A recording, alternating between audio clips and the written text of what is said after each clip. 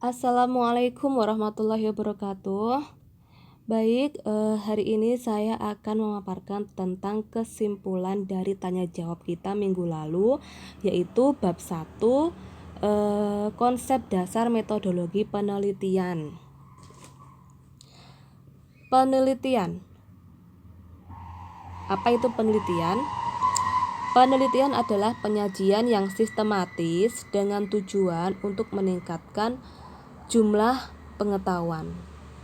Itu adalah pengertian dari penelitian. Jadi tujuannya untuk mencari pengetahuan. Kenapa harus ada penelitian? Ya, karena untuk menemukan kebenaran. Itu. Mengapa penelitian itu penting? Kenapa harus ada penelitian? Karena selain menemukan kebenaran, penelitian itu dilakukan secara sistematis dan hati-hati serta sungguh-sungguh. Jadi kalau hanya bertanya saja itu namanya bukan penelitian. Karena penelitian itu menggunakan cara tertentu. Lalu apa itu metodologi penelitian? Metodologi penelitian adalah suatu cabang ilmu yang membahas tentang cara atau metode yang digunakan dalam kegiatan penelitian. Jadi kegiatan penelitian itu pasti menggunakan cara atau metode, tidak hanya sekedar menyebarkan angket saja, wawancara saja, atau hanya dari intuisi atau pendapat kita saja.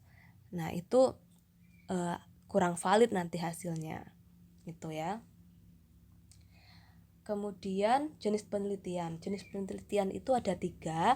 Yang pertama kuantitatif, kualitatif, yang terakhir campuran atau mixed method. Nah, untuk yang kuantitatif itu datanya numerik atau berupa angka. Kemudian instrumen berupa kuesioner atau angket. Nah, kuesioner atau angket ini nanti akan menghasilkan suatu data berupa angka ya. Kalau diolah, kuesioner kalau diolah nanti hasilnya akan berupa angka-angka. Kemudian ada hipotesis atau teori diuji kebenarannya. Ini disebut analisis deduktif karena mengambil kesimpulan di awal sebelum penelitian melakukan kesimpulan di awal, yaitu deduktif, namanya hipotesis. Jadi sudah ada kesimpulan dulu dari penelitian terdahulu. Kemudian yang keempat ini ada contohnya. Contoh penelitiannya adalah tingkat ketimpangan sosial di Indonesia. Ketimpangan sosial ini variabelnya dapat diukur dengan angka. Jadi masuk kuantitatif. Kemudian yang kedua, ketidaksetaraan sosial disebabkan oleh tingkat urbanisasi yang tinggi. Nah, ini menghitung hubungan antara tingkat urbanisasi dan kesenjangan pendapatan regional antara desa dan kota. Saya ulang ya, menghitung hubungan ya ini ya. Jadi yang dihitung hubungan antara variabel 1 dengan variabel 2. Itu bisa diukur hubungannya, diuji. Ini contoh kuesioner untuk penelitian kuantitatif. Jadi terlihat ada nilainya ya, untuk setiap pertanyaan itu ada nilai. Nanti hasilnya diolah berupa angka-angka. Kemudian kualitatif itu datanya deskriptif atau naratif berupa uraian kalimat ya. Menekankan pada aspek kualitas.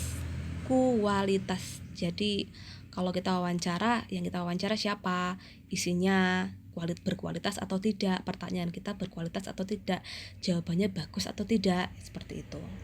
Terus memperoleh data yang lebih mendalam untuk mendeskripsikan fenomena yang diteliti ya. Jadi kita akan mencari menemukan suatu masalah, wawancara itu pasti memperoleh data yang lebih mendalam. Karena kalau datanya mendalam, kita bisa menguraikan masalah dan solusi itu lebih lengkap, lebih rinci. Kemudian menarik kesimpulan dari data lapangan atau teori baru, ini induktif. Jadi menarik kesimpulannya itu di akhir karena induktif ya.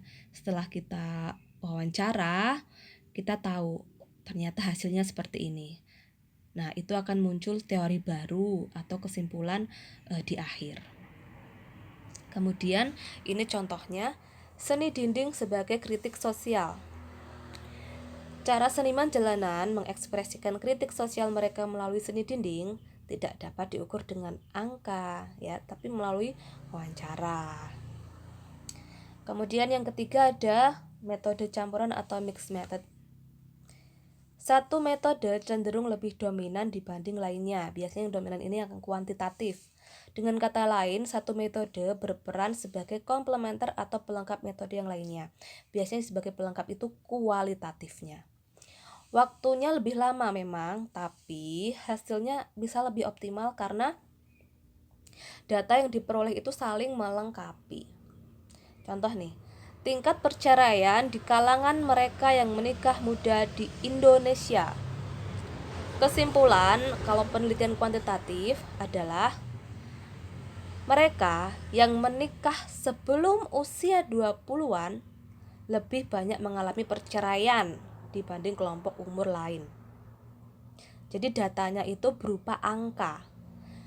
Menemukan fakta bahwa pernikahan usia muda memiliki tingkat resiko perceraian lebih tinggi. Itu datanya dari kuesioner yang ada angka-angka tadi. Nah, kita ingin tahu mengapa anak muda bisa lebih cepat cerai. Nah, itu pasti perlu wawancara atau informasi yang lebih mendalam untuk menjawab atau melengkapi ini ya kesimpulan tadi ya. Karena yang muda itu lebih banyak yang cerai. Nah, kita melakukan eksplorasi melalui wawancara, kemudian jadi lebih jelas. Nah, kenapa individu itu melakukan cerai? Nah, data berupa deskriptif eksploratif menemukan bahwa motif menikah muda merupakan kultur masyarakat setempat. Oh, ternyata ada data baru juga pas kita wawancara bahwa oh ternyata sudah jadi budaya nikah muda di situ. Tapi kita ingin tahu pertanyaannya yang lain, misalnya jawaban supaya ketemu jawaban alasan mereka alasan kenapa mereka bercerai, itu juga bisa. Yaitu tadi kesimpulan dari pertemuan pertama. Ini penting sekali dan akan pedoman ini akan kita pakai sampai nanti kita skripsi. Gitu ya. Kalau ada pertanyaan silahkan hubungi saya. Terima kasih. Wassalamualaikum warahmatullahi wabarakatuh.